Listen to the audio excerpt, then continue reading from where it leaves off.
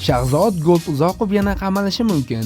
Goldgacha Instagram sahifasi orqali o'zbek xalqi va prezidentimizga murojaat bilan chiqdi. Va bu murojaatda Toshkent shahar prokuraturasi tomonidan Goldga uning sudini qayta ko'rib chiqilishi haqida ariza kelgan. Va bu arizaga ko'ra Shahzod Goldning uy qamog'i o'rniga turma qamog'iga almashtirish haqida takliflar tushgan. Buni eshitgan Shahzod Gold darhol ijtimoiy tarmoq orqali prezidentimizga va o'zbek xalqiga murojaat bilan chiqdi. Marhamat do'stlar, bu murojaatni o'zlaring tomosha qilinglar. Qaytgancha hamyurtimiz uchun bitta laykni bosib, o'z fikringizni kommentariyaga yozib ketishni unutmang. Assalomu alaykum. Men chempion bo'la olmadim.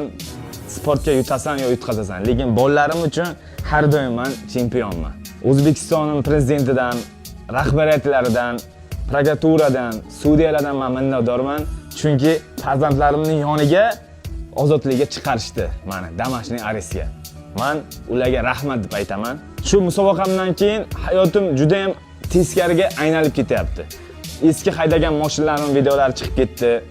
Keyin Toshkent shahar prokuraturasidan protest kirdirildi sudga. Nimaga qanaqa kirdirilgan 2-fevral kuni uni bilmadim-u, qamoq bilan bo'lgan jazo qilib berishlaringizni so'raymiz deb.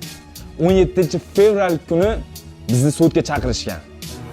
Meni qamoqqa bo'lgan jazo bilan almashtirishlari mumkin. Farzandlarimni ko'ziga men qamoqqa vaqtim quvonch yo'q edi.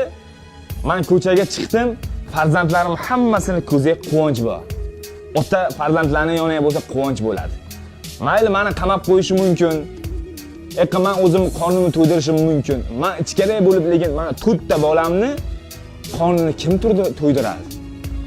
Farzandlarimni ko'zdan quvonch ketadi-ki, men O'zbekiston prezidentimdan, rahbariyatidan so'rayman.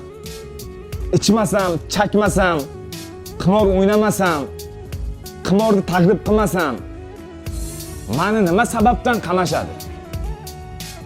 Men shuning uchun prezidentimdan, u kishining qizlaridan, oilasidan iltimos qilib so'rayman, rahbariyatdan iltimos qilib so'rayman. Meni farzandlarimning yoniga qolishlik, ulardan motivatsiya olib, harakat qilib, jang qilib, O'zbekistonning bayrog'ini yuqoriga ko'tarishim.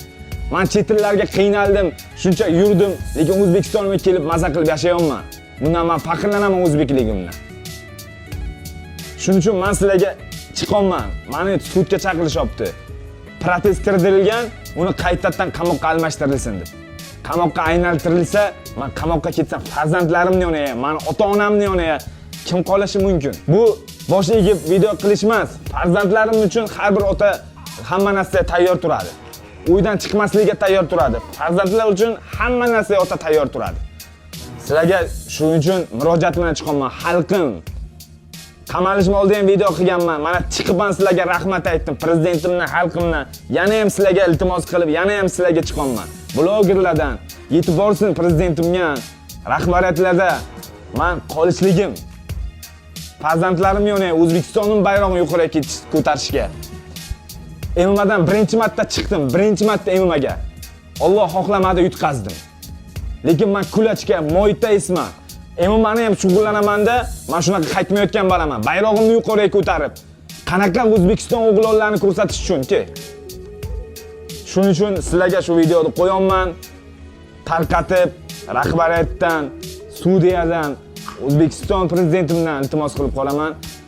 Qamoq bilan bo'lmagan jazo qilib berishlaringizni, o'sha joyga qoldirishlaringizni xohlayman. Hattoki jangning vaqti 9:30 ga o'yga bo'ldim. Men farzandlarimni yonayman. Men undan xursandman.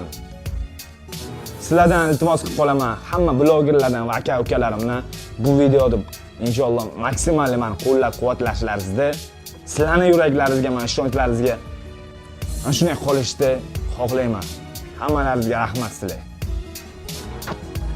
Men xalqimdan, prezidentimdan, rahbariyatdan iltimos qilib qolamanki, o'sha uy qamog'iga, o'sha kuchga qoldirishlaringizni xohlayman. Farzandlarimning yoniga bo'lib, ularga dalda bo'lib, O'zbekistonimga, farzandlariga o'rnak bo'lish uchun, bayroqlarni yuqoriga ko'tarishga, ko'rib mendan motivatsiya olishga, harakat qilishga yordam beraman va sizdan shuni iltimos qilib qolaman. Rahmat sizlarga.